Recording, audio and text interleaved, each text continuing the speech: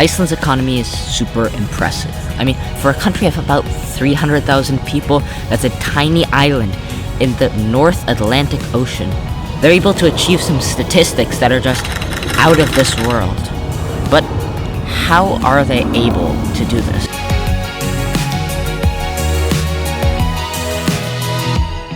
Well, to get to that, first we have to take a brief little detour and look at some history. Shut up, plane. Getting hammered this now at the same time has fallen about down 15%. Stock market is now down 21%. Just over a decade ago, we had the fourth largest bankruptcy in history. Not per capita, actually. So first we need to take a look back. The most important moment in Iceland's economic history is 2008. But before looking at it, it's helpful to get some context into the 1990s and early 2000s. So here's a brief overview. Iceland starts borrowing a ton of money.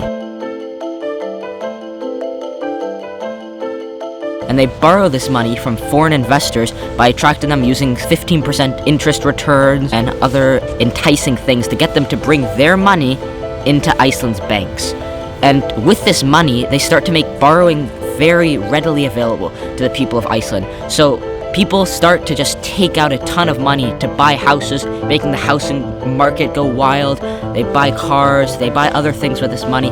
So the money is just coming in and just coming out immediately from the banks. And this makes Iceland super rich. The stock market increases 900%, and people are 300% wealthier in 2006 than they were in 2003. So it's just absolutely insane, this economic growth fueled by this foreign investment and foreign loans. But it's unsustainable. You can't keep bringing in money and bringing it out without essentially bringing the money back. So Iceland's just taking in a ton of money in this unsustainable way, and it hurts them a lot in 2008. When 2008 happens, they need to get the money back from the people, but the people can't repay them because of the crisis, so they can't repay their investors, so the banks collapse. 97% of the banking sector just collapsed in 3 days. And the government demands that the bank decrease the debt of households because the average person in Iceland was just in so much debt. So the banks are in a ton of trouble because they're over leveraged, and Iceland needs a bailout. And after no one else will help them, they have to go to the IMF and get a $21 billion bailout for their absolute fiasco. And this starts a bit of short drama in the Iceland government. I shouldn't really call it drama. The prime minister died of cancer, which isn't good. And then there's some drama about who will replace them, and they end up holding an election, I think 2 months after he dies, and it elects Johanna Sigurdardóttir.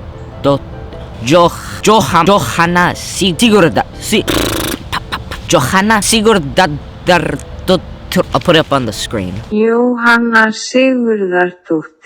The first female prime minister and the first openly LGBTQIA+ prime minister in the world. She enacted a lot of policies which helped bring Iceland back by basically closing it off from foreign investment for a bit, closing off the corona from exchanges, and doing some other things that helped bring back local businesses and the local economy. But what really fueled economic growth in the 2010s was tourism. You can watch Johnny Harris's video, which I'll link somewhere, but what happened is that this all started with the movie The Secret Life of Walter Mitty. Iceland was very largely featured in that film. When he goes to Greenland, he's in Iceland. When he goes to Iceland, he's in Iceland. But in the film, Walter Mitty travels around these places, and Iceland is super beautiful, so it gets portrayed very nicely in the film. This leads to tourism-fueled growth. But Iceland today has evolved quite a bit, and it has 3 main sectors. We can put it down to tourism, fishing, and geothermal based. Tourism is 35% of Iceland's economy. It's interesting, but it's not that interesting. Everyone knows about it. You've all seen the Instagram photos of people going to the Icelandic volcanoes and the glaciers and the geothermal areas. It's very nice. Fishing is a bit more interesting, but it's also not that fascinating. Iceland has a ton of fishing. They produce a lot of cod and salmon for the world. It's about 17% of their export market, just fishing. And if you want to see something very interesting about fishing, go watch another Johnny Harris video up there somewhere, which is about the cod wars between Iceland and the UK. Then the third part, which I find the most interesting, is the geothermal related economies, specifically aluminium smelting.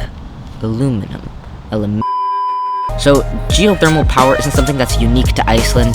It's something that a lot of places have, which is the warm water underground. But Iceland as an island, I think the only island in the world that's able to power itself solely based on geothermal energy and renewable sources, because most islands have to burn oil or coal or other fossil fuels in order to get their power, especially most small islands have to burn coal.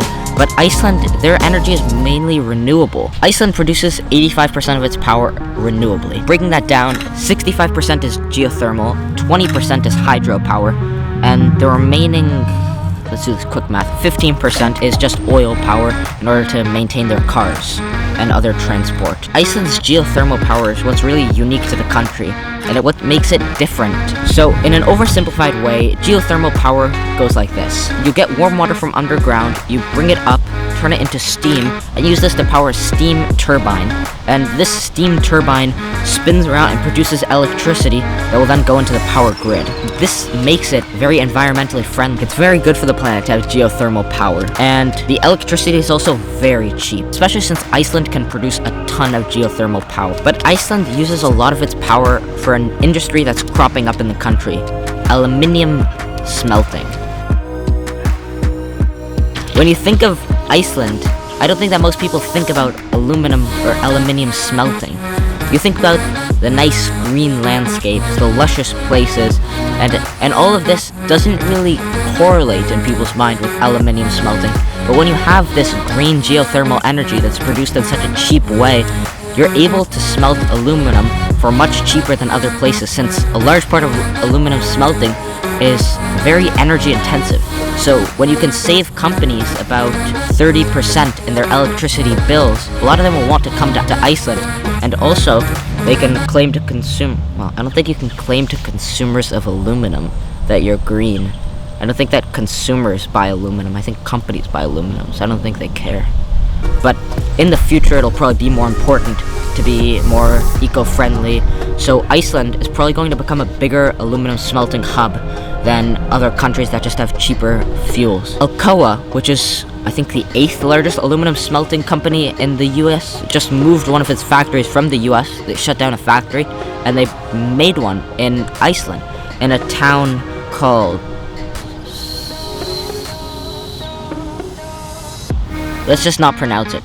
In this town in Iceland, it used to be a fishing town with a small population, but when the fishermen left, the town became a ghost town, and the population started to decrease. It went down by 50%, the population of this town, and a lot of people couldn't find jobs. They just were stuck with jobs that wouldn't last because people were just leaving the town. But then Alcoa came around and opened up their aluminum smelting facility. What do you call an aluminum? I don't think it's a mine. You're not getting the materials. You're bringing in the raw materials, smelting it into pure aluminum, and then sending it out. So I'd call it a factory. I don't think it's a factory. I think it's a facility. Comment down below if you think it's a facility or a factory. So they open up this facility or factory, or whatchamacallit, and so they open up this facility or factory, and they bring back the population of the town. The town starts to get more people. It returns back to its levels before the fishermen left. And the reason why this town was picked in the East Fjord is because of its port.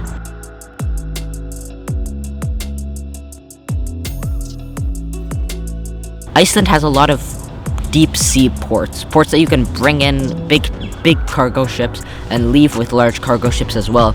And this town has one of them. This town specifically, its port was made in World War II by the Americans. And the town it's a small town, but what's very interesting about it is that about like 3 minutes away to like 2 miles up a little hill, and there's the lushest, greenest hike that we've probably ever seen, right next to an aluminum smelting facility. It's kind of odd to think about. The geothermal energy isn't just used for aluminum smelting, although that's a large part of what it is used for. Iceland's also perfect for data servers and Bitcoin mining operations because of the cold weather, the cheap electricity, so you can mine cryptocurrencies, you can store data, and you can do a lot of other things that require that cool temperature with low electricity prices. Iceland actually has so much electricity that the government predicts that they're only using about a fourth of the geothermal power that they have. They say that they have the potential to make so much more geothermal power, and this actually led them to striking up a deal with Britain to make the coolest sounding power line I've ever heard, Icelink. That's a nice power line. It's a power line that goes under the sea, and it connects Iceland's geothermal energy to Britain so that they can power a lot of stuff. The agreement was made about 6 or 7 years ago, but it hasn't gone anywhere. They haven't made any progress on it yet. I don't think they've formalized the agreement that much. Iceland, even though it's not fully operational yet, seems like a good solution for parts of Europe to get clean energy at a relatively low price. And it illustrates the potential for Iceland's green energy production and the export to Europe, which can decrease the amount of that are sourced in non-environmentally friendly way.